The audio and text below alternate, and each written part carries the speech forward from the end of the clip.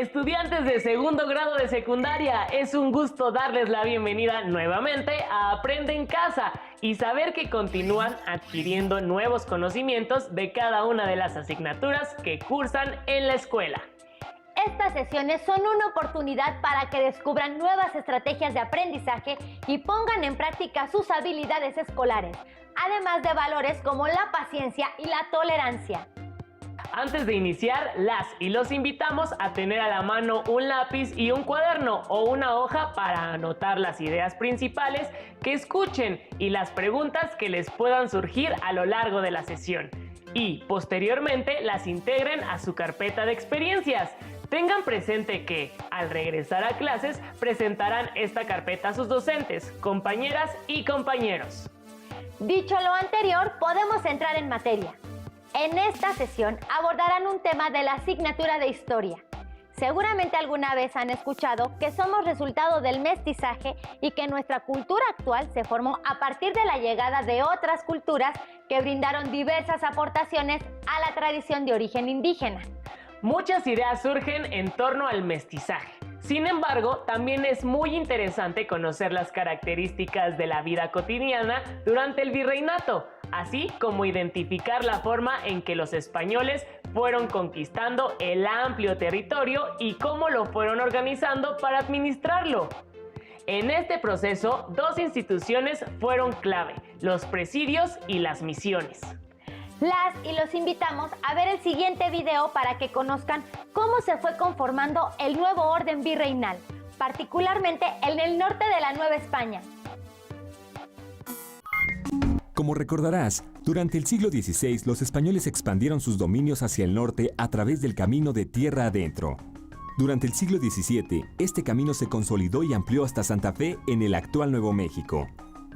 A diferencia de la fase anterior de colonización, en esta ruta la fundación de asentamientos españoles fue muy aislada. Los pocos presidios, haciendas, ranchos, pueblos de indios y villas se distribuyeron en un enorme territorio que tenía muy poco contacto con otras regiones de Nueva España.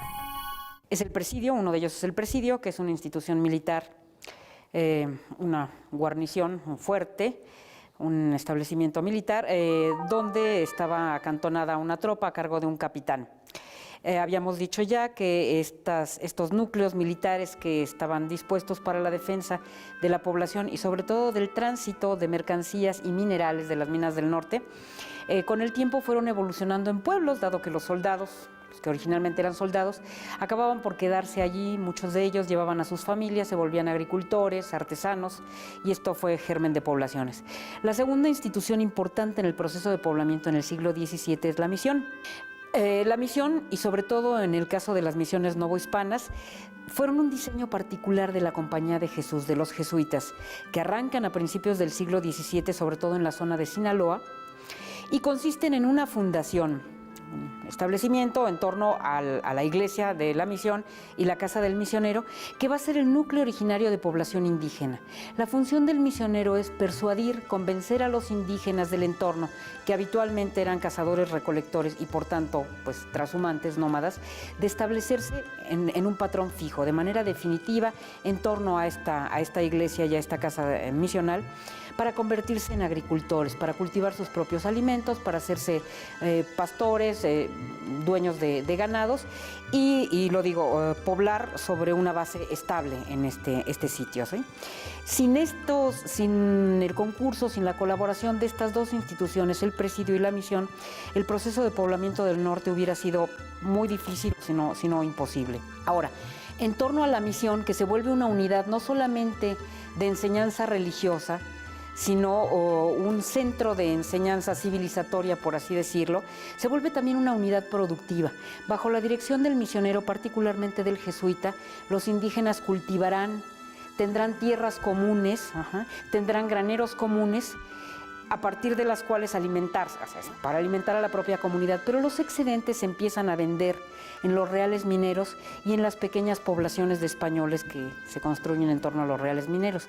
Por tanto, esto dará pie al establecimiento de poblaciones. Para impulsar su labor evangelizadora, en el norte de Nueva España, los frailes franciscanos instauraron los colegios apostólicos de propaganda FIDE, cuya misión era formar nuevos frailes a través de una estricta disciplina. Los evangelizadores partían a diversos puntos del norte del territorio con el objetivo de fundar nuevas misiones. Estos grupos que, ya lo dije, genéricamente se llamaban chichimecas, pero que en realidad eran diferentes naciones, así se les llamaba en aquel tiempo, guamares, pames, guachichiles, etc. Tenían una manera particular de vivir perfectamente adaptada al territorio que ocupaban. Vivían agrupados en lo que se llaman bandas o rancherías, eran grupos de varias familias y ocupaban territorios determinados sobre una base itinerante. Ocupaban un punto determinado en cierta estación del año. Una vez que los recursos provenientes de la recolección o la caza se agotaban en ese punto, establecían su ruta, seguían en el camino a ocupar otro paraje. Estacionalmente se movían en ciclos estacionales en sus territorios de ocupación. Obviamente esto provocaba fricciones con otras bandas, ¿no? Por estos territorios de subsistencia. Así vivieron durante, pues, si no miles de años, cientos de años, antes del arribo de los españoles. Ahora, en el momento de la llegada de los españoles, este ciclo vital perfectamente integrado con un medio ambiente pues relativamente hostil, no muy fértil, se ve alterado, porque el patrón de ocupación español es distinto. Obviamente no se trata de territorios de recorrido, sino de poblaciones estables, que van a ejercer presión sobre estas tierras antiguamente ocupadas por estos grupos de cazadores-recolectores. Con los españoles viene su ganado, y el ganado pues ocupa las tierras de estos grupos indígenas, se come los bastimentos que antes normalmente ellos ocupaban, pero los indígenas reconocen también en esta introducción ganadera pues un recurso de alimentación, y en vez de cazar liebres pues empiezan a flechar vacas, ¿no? Con el beneplácito obviamente de los españoles. Va a haber fricciones, pero también hay cambios de vida. Muy pronto los indígenas, que estos grupos chichimecas pues en realidad no se vestían, andaban desnudos, empiezan a reconocer las virtudes de la ropa, ¿no? Van a atacar los convoyes españoles para robar telas, ropas, comida, vacas, etcétera. Y esto va a modificar también con el tiempo su forma de vida. En esto que conocemos como la Guerra Chichimeca, que va de 1550 a 1590, pues no será la misma mentalidad del chichimeca de fines del siglo XVI que de mediados, que se enfrenta a los españoles, al otro que ya conoce, bueno, el uso de la sal para conservar los alimentos, el ponerse una ropa para protegerse del sol, el consumir pues carne de res en vez de lagartija. Todo esto va a modificar su patrón de vida. En muchos casos se incorpora a la misión porque sabe que ahí hay granos seguros. Dejarán de tener estos territorios de recorrido para acercarse cada vez más a los puntos de poblamiento español y asimilarse a esa forma de vida. Es importante que identifiquen que, si bien podemos hablar de la conquista en general, esta tomó formas diferentes de acuerdo con la región o regiones donde se llevó a cabo. Como pudieron observar en el video, la expansión española a través de presidios y misiones en el norte de la Nueva España tuvo sus particularidades, ya que se fue realizando con poblaciones aisladas. ¿Saben cuál era la función de los presidios y las misiones? ¿Cuál creen que haya funcionado mejor? ¿Y por qué? Resultaron muy significativas las tareas que realizaban las misiones, pues en muchas ocasiones lograron que los indígenas se establecieran de forma permanente en algunas comunidades.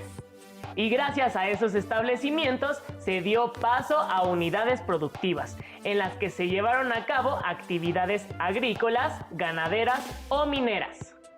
Además, es interesante el papel que jugaron los evangelizadores para lograr pacificar al reino de la Nueva España, pues transformaron totalmente la forma en que vivían los grupos que habitaban estos territorios. Las y los invitamos a ver el siguiente segmento audiovisual para que conozcan más sobre la labor de los evangelizadores y las maneras en que lograron vincularse tan fuertemente con los indígenas. El proceso de evangelización, es decir, la enseñanza de la doctrina cristiana en la Nueva España, se realizó de manera gradual. Comenzó en el siglo XVI y finalizó a inicios del siglo XIX. Los religiosos trataron de desaparecer las creencias y prácticas religiosas de los indígenas para imponer la fe cristiana. De esta labor se encargaron los primeros frailes de las diversas órdenes religiosas, muchos de ellos humanistas y conocedores de diversas lenguas. ¿Cuáles fueron las principales estrategias de evangelización y qué respuesta obtuvieron de los indígenas? Veámoslo. Luego de la conquista de México Tenochtitlan, comenzó la llegada masiva de grupos religiosos de diversas órdenes mendicantes. En 1523 llegaron 3 franciscanos a la Nueva España a iniciar la misión evangelizadora. Y en 1524 arribaron 12 frailes más de la misma orden. 2 años más tarde, en 1526, llegaron los dominicos, en 1533 los agustinos y en 1572 los jesuitas. Los frailes argumentaban que su objetivo era convertir a los naturales al cristianismo para salvar sus almas. Para los indígenas, esto implicaba cambiar a sus deidades por un solo Dios y modificar sus prácticas religiosas. Al inicio de la evangelización, los frailes se centraron en el estudio y aprendizaje de las lenguas indígenas y en la enseñanza del español y latín, por lo que generaron manuales y catecismos bilingües o multilingües. Las pinturas, grabados e ilustraciones fueron los que más éxito tuvieron debido a su uso tradicional en la transmisión de saberes, por lo que se crearon documentos con características similares, como el Padre Nuestro. También realizaron representaciones teatrales, composiciones musicales y otras prácticas artísticas. Para poder evangelizar, los frailes se apoyaron en los encomenderos y los caciques o señores que seguían gobernando. Se buscó que estos líderes políticos fueran los primeros convertidos a la nueva fe, como ejemplo para sus pueblos. Como parte del proceso de evangelización, los frailes destruyeron esculturas, códices y pinturas del pasado religioso indígena. Además, hicieron que los naturales construyeran conventos y templos para la doctrina cristiana. Estas edificaciones solían contar con un atrio, que era un gran patio que permitía congregar un gran número de personas y en el cual se construyeron capillas abiertas. En el atrio se oficiaban misas al aire libre y se realizaban talleres. Además, servía de cementerio.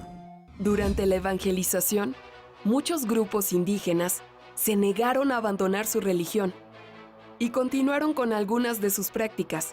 Los franciscanos prohibieron todo culto público y persiguieron a todo aquel que practicara la antigua religión, calificada por ellos como demoníaca.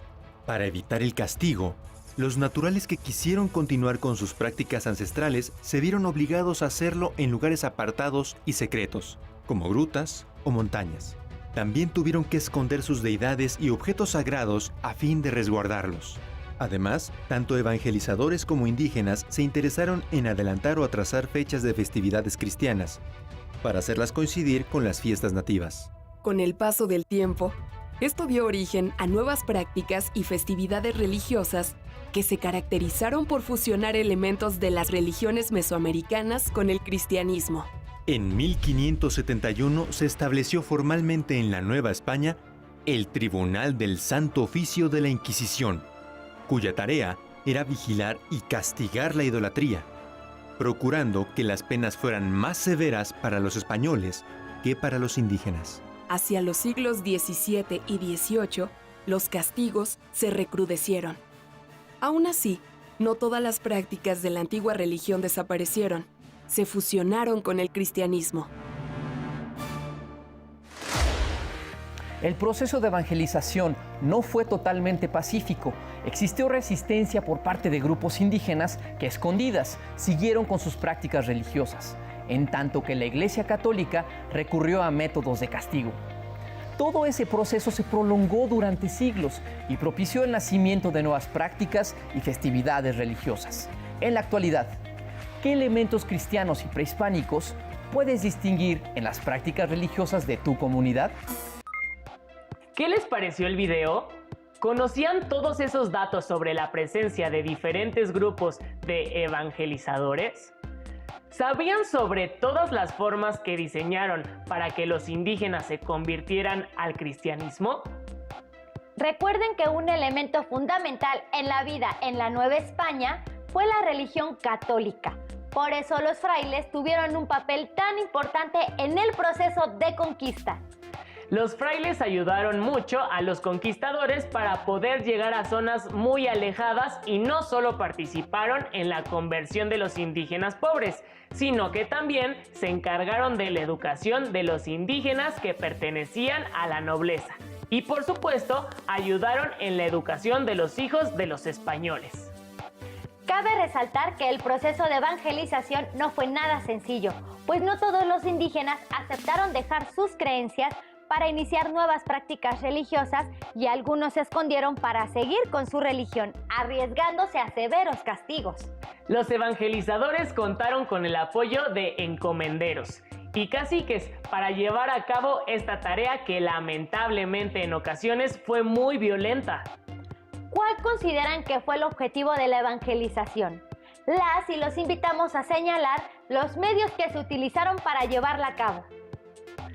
Acompáñenos a ver el siguiente fragmento audiovisual para que identifiquen cómo se organizó la posesión de la tierra, particularmente a través de las haciendas. La primera de ellas es la que llamamos hacienda y que le dará tono a la historia de México desde el siglo XVII hasta el XIX.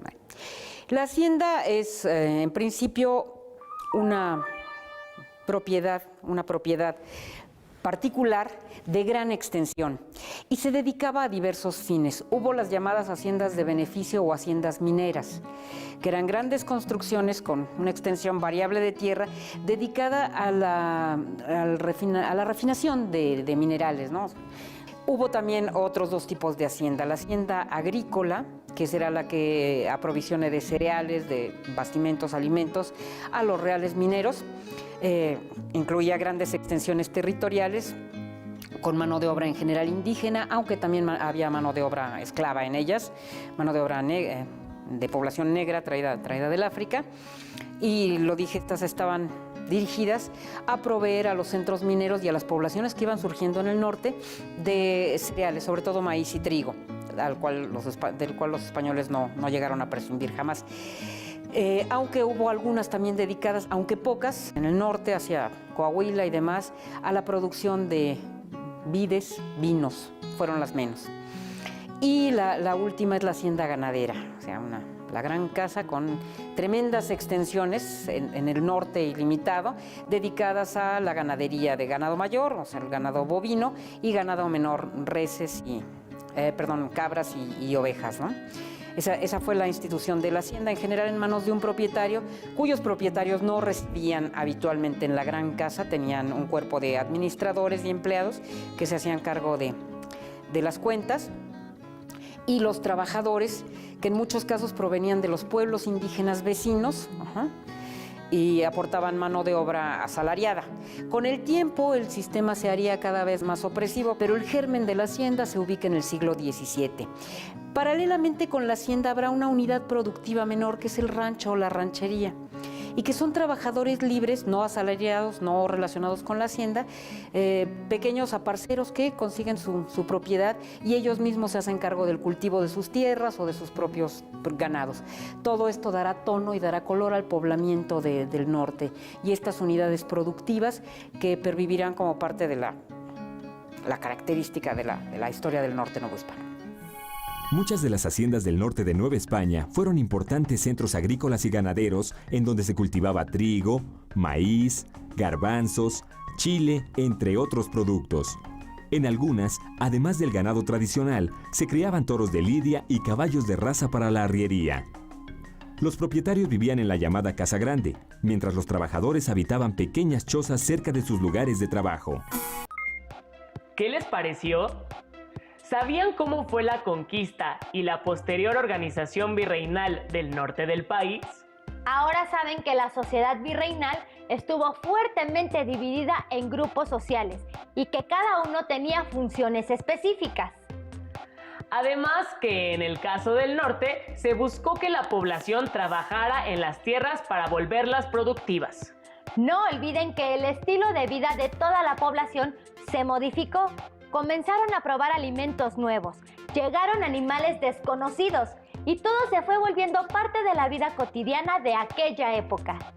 La población indígena de toda la Nueva España convivió de manera cotidiana con españoles, asiáticos y esclavos africanos, para dar origen a una sociedad diferente a la que existía antes de la llegada de los españoles. Todas las costumbres y tradiciones, cultura, así como la forma de organizarse socialmente, fueron resultado de una fusión entre las diferentes culturas. Después de haber visto esta sesión, respondan las siguientes preguntas.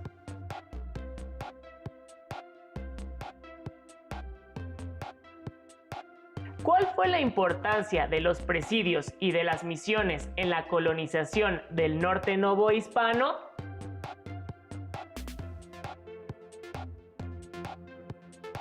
¿Cómo evangelizaban los frailes a los indígenas?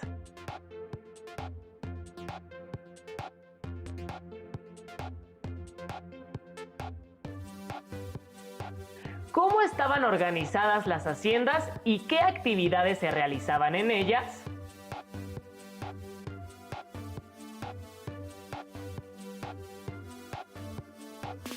Respondan individualmente estas preguntas y guarden sus respuestas en su carpeta de experiencias. Recuerden que la mostrarán a su maestra o maestro y a sus compañeras y compañeros cuando regresen a clases. Les recomendamos consultar el libro Huesos de lagartija, de Federico Navarrete. A través de él conocerán la historia de un pequeño niño mexica que vivió el proceso de conquista, así como la forma en que cambió su vida bajo la autoridad de los españoles. Con esto llegamos al final de esta sesión. Esperamos que les haya sido útil para continuar sus estudios desde casa. Recuerden seguir las recomendaciones de las autoridades en materia de salud, como quedarse en casa y lavarse constantemente las manos. Actualmente deben de cuidar de ustedes y practicar valores como la solidaridad con las personas que les rodean, porque necesitan de ustedes más que nunca. Los esperamos en el siguiente programa de la asignatura de Historia para segundo grado de secundaria. Mientras tanto, continúen con la programación de Aprende en Casa.